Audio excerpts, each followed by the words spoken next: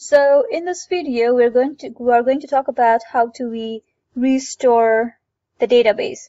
Let's say one of your friends or one of your coworker gives you a SQL database with the format that is stored in .SQL format, and you want to restore or have a copy of that database in your machine. So in that case, it's pretty simple.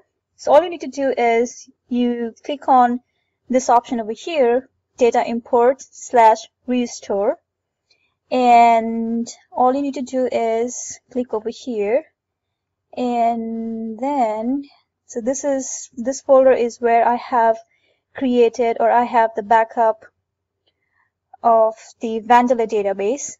So because this folder already has the Vandelay database in .SQL format, it will show you over here. And because this is a database that I want to upload or have a copy in my machine, so I will click it over here. So at this point, I would just like to mention that in one instance we can have or we can restore multiple databases in one go. But right now I just have one SQL database in that folder.